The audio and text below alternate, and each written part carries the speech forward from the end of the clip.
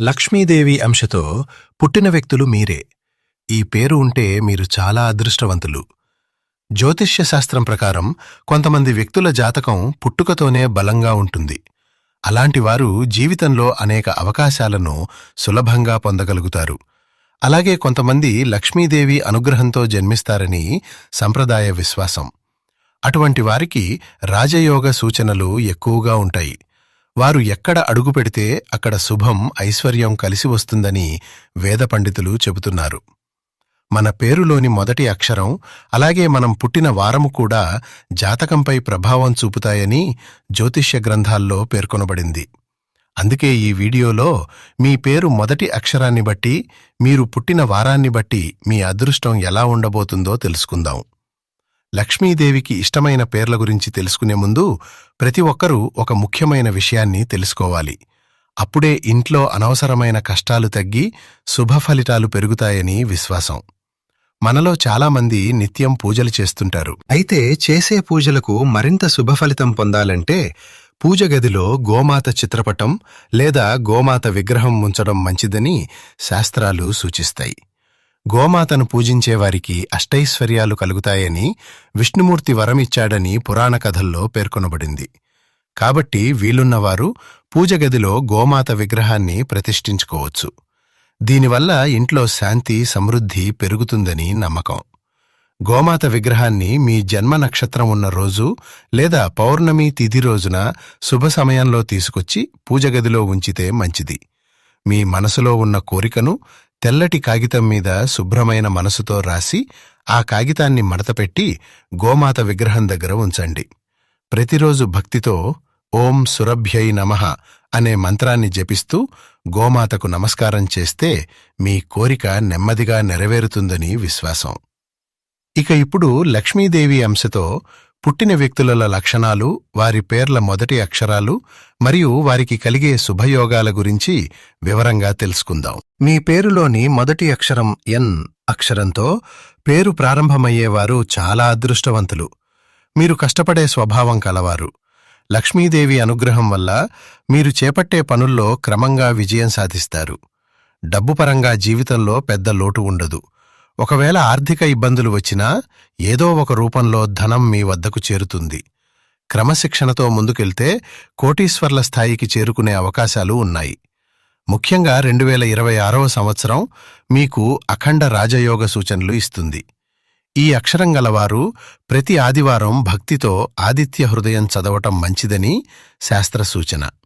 ఇక రెండవ అక్షరం ఎస్. మీ పేరులోని మొదటి అక్షరం ఎస్తో ప్రారంభమయ్యేవారు లక్ష్మీదేవి కటాక్షంతో జన్మించినవారని జ్యోతిష్య విశ్వాసం. మీరు సాధారణ కుటుంబంలో పుట్టినా మీ కష్టంతో త్వరగా కోటీశ్వరులవుతారు. మీ జీవితంలో కష్టాలు వచ్చినా కూడా ఆ లక్ష్మీదేవి మిమ్మల్ని రక్షిస్తూనే ఉంటుంది.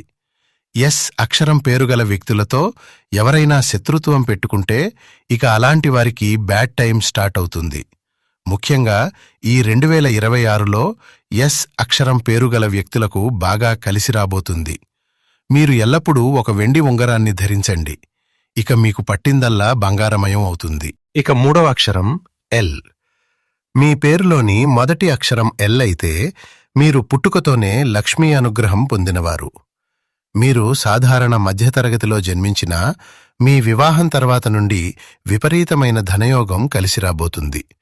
మీరు ఎంత సంపాదిస్తారో అంతే విలాసంగా ఖర్చు పెడతారు. లక్ష్మీ కటాక్షం వల్ల మీకు ఎల్లప్పుడూ డబ్బు కలిసి వస్తుంది.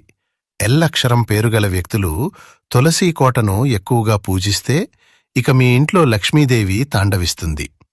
ఇక లక్ష్మీ అంశతో పుట్టిన నాలుగవ అక్షరం ఆర్ అక్షరంతో మీ పేరు ప్రారంభమైతే మీరు ఖచ్చితంగా ధనవంతులయ్యే అవకాశం ఉంది. 25 సంవత్సరాల నుండి 35 సంవత్సరాల మధ్యలో మీకు అఖండ రాజయోగం పడుతుంది. ఈ సమయంలో తీసుకునే నిర్ణయాలు మిమ్మల్ని కోటీశ్వరులుగా మారుస్తాయి. మీకు వారసత్వపు ఆస్తులు బాగా కలిసి వస్తాయి. ఆరక్షరం పేరుగల వ్యక్తులు మీ పర్సులో ఎల్లప్పుడూ ఒక ఎర్రటి వస్త్రాన్ని పెట్టుకోండి. ఇక విపరీతమైన ధనప్రాప్తి కలిసి వస్తుంది. ఐదవ అక్షరం పి. మీ పేరులోని మొదటి అక్షరం పీతో ప్రారంభమైతే మీరు లక్ష్మీదేవి అంశతో జన్మించినవారని జ్యోతిష్య విశ్వాసం. లక్ష్మీదేవి మిమ్మల్ని అనుక్షణం రక్షిస్తూ ఉంటుంది. మీరు పుట్టుకతోనే అదృష్టవంతులు. మీ జీవితంలో ధనయోగం తరచుగా కలిసి వస్తుంది. మీరు ఎక్కడ అడుగు పెడితే అక్కడ అవకాశాలు మీ వైపు వస్తాయి. పి అక్షరం.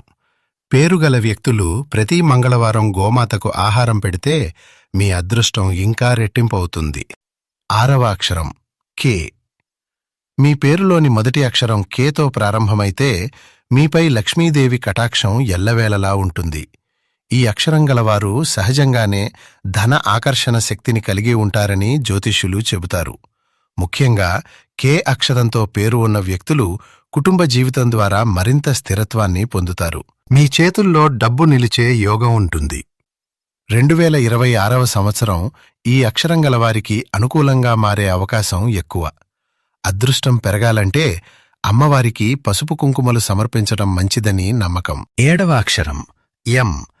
మీ పేరులోని మొదటి అక్షరం ఎం అయితే మీరు అవకాశాలను సద్వినియోగం చేసుకునే శక్తి కలవాడు. ఉద్యోగాల కంటే వ్యాపార రంగాల్లో మీకు అభివృద్ధి ఎక్కువగా కనిపిస్తుంది. ముఖ్యంగా 35 సంవత్సరాల తర్వాత సొంత ఇల్లు, భూములు కొనుగోలు చేసే యోగాలు బలపడతాయి.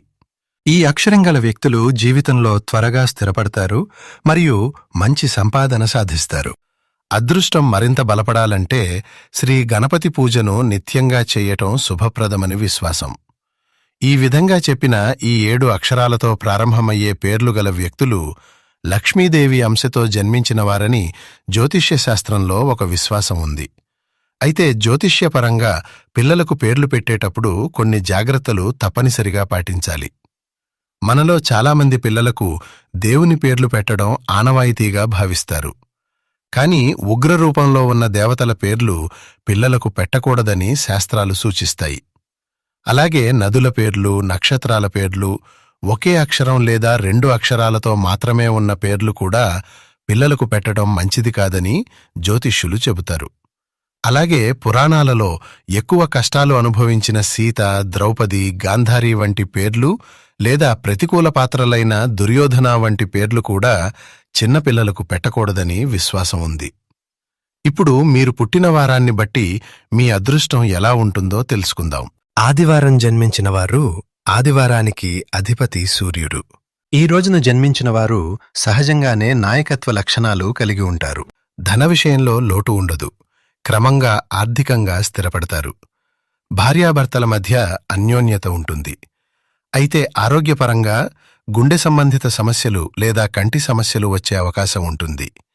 క్రమమైన జీవనశైలి చాలా అవసరం. సోమవారం జన్మించినవారు సోమవారానికి అధిపతి చంద్రుడు.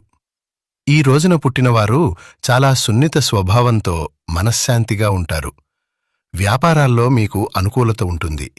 జీవితం ఎప్పుడూ ఒకేలా సాఫీగా సాగకపోయినా అవసరమైన సమయంలో డబ్బు చేతికి వస్తుంది. అయితే భావోద్వేగంగా మీరు ఒంటరితనాన్ని అనుభవించే అవకాశం ఉంది. ఆరోగ్యపరంగా ఊపిరితిత్తులు లేదా శ్వాస సంబంధిత సమస్యలు రావచ్చు. మంగళవారం జన్మించినవారు మంగళవారానికి అధిపతి కుజుడు. ఈ రోజున పుట్టినవారు ధైర్యవంతులు, సాహసోపేతులు.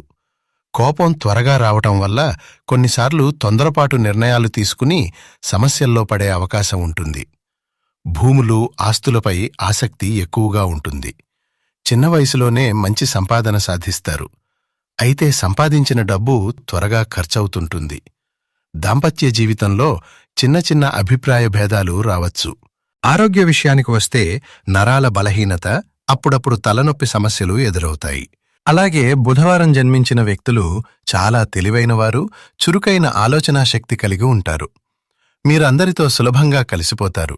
అయితే మీ జీవితంలో ఏదో ఒక చిన్న సమస్య ఎప్పుడూ వెంటాడుతూనే ఉంటుంది. మీరు ఎంత కష్టపడితే అంత ఐశ్వర్యం మీ ఇంటికి చేరుతుంది. సంపాదన బాగానే ఉంటుంది, కానీ అనవసర ఖర్చులు కూడా ఎక్కువగా ఉంటాయి. ఆరోగ్య విషయానికి వస్తే చర్మ సంబంధిత సమస్యలు వచ్చే అవకాశం ఉంది. కాబట్టి ఆహార నియమాలు పాటించడం మంచిది. ఇక గురువారం జన్మించిన వ్యక్తులు దైవభక్తి గలవారు. గురువుకు అధిపతి బృహస్పతి కావడంతో మీకు ఎల్లప్పుడూ అదృష్టం కలిసి వస్తుంది. ఎక్కడ అడుగు పెడితే అక్కడ అవకాశాలు, విజయాలు లభిస్తాయి. ఆర్థికంగా మంచి స్థాయికి ఎదుగుతారు. సమాజంలో గౌరవం పొందుతారు. అయితే ఆరోగ్యపరంగా మధుమేహం, బరువు పెరుగుదల వంటి సమస్యల పట్ల జాగ్రత్తగా ఉండాలి. శుక్రవారం జన్మించిన వ్యక్తులు విలాసవంతమైన జీవనశైలిని ఇష్టపడతారు. వీరిపై లక్ష్మీదేవి కటాక్షం పుష్కలంగా ఉంటుంది. ఊహించని ధనలాభాలు, సౌకర్యాలు మీ జీవితంలోకి వస్తాయి. అయితే శత్రువుల పట్ల, మోసాల పట్ల చాలా జాగ్రత్తగా ఉండాలి. ఆరోగ్య విషయానికి వస్తే కిడ్నీ, మూత్ర సంబంధిత సమస్యలు వచ్చే అవకాశం ఉంది. నీటి సేవనం ఎక్కువగా చేయడం మంచిది. ఇక శనివారం జన్మించిన వ్యక్తులు జీవితంలో ఎక్కువ కష్టపడే స్వభావం కలవారు. మీ కష్టం ఆలస్యంగా ఫలిస్తుంది.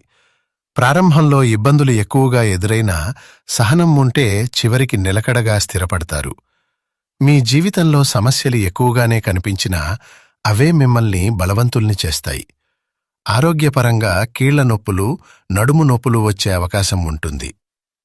ఈ విధంగా మనం పుట్టినరోజు, పేరు, మొదటి అక్షరం వంటి అంశాలు మన జీవితంపై కొంత ప్రభావం చూపుతాయని జ్యోతిష్యశాస్త్రం చెబుతోంది. కాని చివరికి మన జీవితం ఎలా ఉంటుందన్నది మన కర్మలపై, మన ఆలోచనలపై, మన చర్యలపై ఆధారపడి ఉంటుంది. మనం చేసిన మంచి లేదా చెడు కార్యాలన్నింటినీ కర్మఫలంగా అనుభవించక తప్పదు. కాబట్టి మంచి ఆలోచనలు, మంచి పనులు చేస్తే జీవితం కూడా మంచి దారిలోనే సాగుతుంది. ఈ వీడియోలో చెప్పిన విషయాలన్నీ జ్యోతిష్య శాస్త్రం, పురాణ విశ్వాసాలు, సంప్రదాయాల ఆధారంగా చెప్పబడిన సాధారణ సమాచారం మాత్రమే. ఇది ఎవరి వ్యక్తిగత జీవితం, భవిష్యత్తు లేదా అనుభవాలను నిర్ధారించేదిగా భావించకూడదు. ప్రతి వ్యక్తి జీవితం అతను చేసిన కర్మలు, తీసుకున్న నిర్ణయాలు, కృషి మరియు ఆలోచనలపై ఆధారపడి ఉంటుంది.